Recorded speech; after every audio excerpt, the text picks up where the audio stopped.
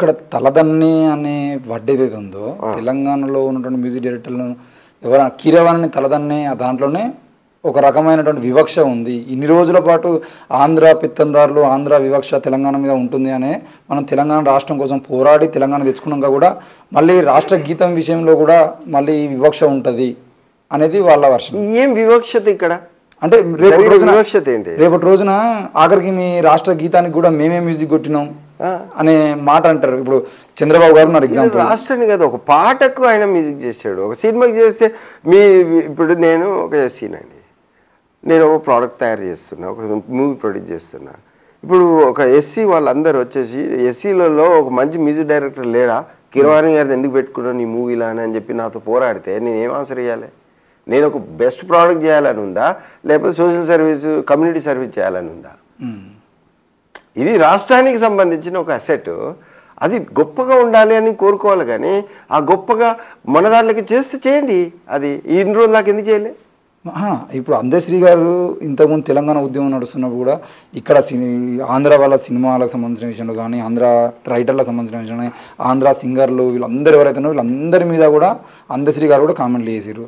వీళ్ళందరూ ఏంది ఈ ఆంధ్ర హీరోలు మన తెలంగాణలో తెలుగు సినిమాలను కబ్జా చేసిరు, ఆంధ్ర డైరెక్టర్లు కబ్జా చేసిరు, అన్నిటి విషయంలో మాట్లాడారు. మరి ఇప్పుడు ఈ పాటను ఆంధ్ర వాళ్ళు చేస్తారు కూడా, అది కూడా ఆనాడు మాట్లాడిన మాటలకు తప్పు కదా? మీరు అన్న డిస్క్రిమినేషన్ అలాగా, ఈ పాటకు సంబంధించిన ఇష్యూ అలాగా అబ్సల్యూట్గా ఆంధ్ర డామినేషన్ తెలంగాణ ఇప్పటికి కూడా ఉంది.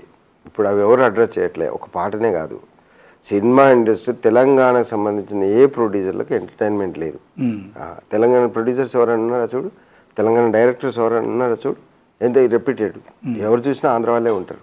దాన్ని అడ్రస్ చేయట్లేదు. ఇప్పుడు ఈ పాట వరకు ఇది స్టేట్ రిలేటెడ్, మన ప్రజల మనోభావాలు రిలేటెడ్, మన అభిమానం రిలేటెడ్ ప్రోడక్ట్. ఇది ఎప్పటికీ ఉండేది మన తెలంగాణ ఉన్నన్ని రోజులు ఈ పాట మనకు ఉంటుంది, ఇది యాంతం. కాబట్టి దానికి ఒక గొప్ప ఆర్కిటెక్ట్ కావాలి. ఆ ఆర్కిటెక్ట్లో పికప్ చేస్తే ఈజ్ వన్ ఆఫ్ దెమ్. ఇక్కడ ఈ ఆంధ్ర తెలంగాణకి సంబంధమే లేదు. ఇక్కడ ఇప్పుడు ఇప్పుడు ఇళయరాజా కూడా వస్తే ఆయన చెన్నై అతను అని చెప్తే నడుస్తుందా? కుదరదు కదా. ఆయన ఏ రాయమని చేశాడు కొన్ని, ఆయన అయితే నడుస్తుందా? నడవదు కదా. ఇప్పుడు నేను ఇట్లో అమ్మ ఒక మూవీ చేశాను, దాంట్లో అందరు నేషనల్ అవార్డు విన్నర్స్.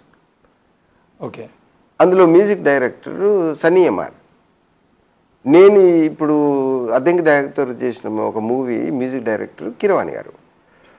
అది నేను చేయడానికి కారణం, ఇట్లో అమ్మ చేయడానికి నేషనల్ అవార్డు విన్నింగ్ కానీ లేకపోతే ఆస్కర్ అవార్డు కానీ మేము పంపేయడానికి చేసిన మూవీ. అది దాదాపు 152 ఇంటర్నేషనల్ ఫిల్మ్ ఫెస్టివల్ అవార్డ్స్ వచ్చాయి. నేను దాంట్లో ఈయన ఎందుకు పెట్టలే, ఒక బాంబే అతన్ని ఎందుకు పెట్టా?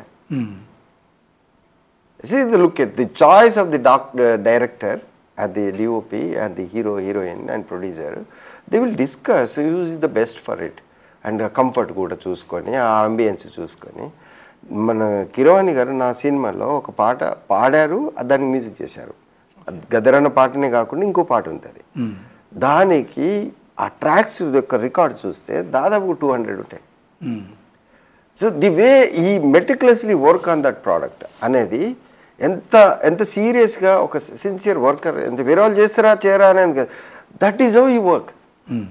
దీన్ని మనం వేరే వాళ్ళతో కంపేర్ చేస్తాం. అంత సిన్సియారిటీ ఉంది కాబట్టి ఆయన లెవెల్, స్టేట్ లెవెల్ నుంచి సెంట్రల్ నేషనల్ లెవెల్ నుంచి ఆస్కర్ లెవెల్ వరకు ఆయన ఎదిగారు. ఆయన వర్క్ అలా ప్రొజెక్ట్ చేసి చూపించారు.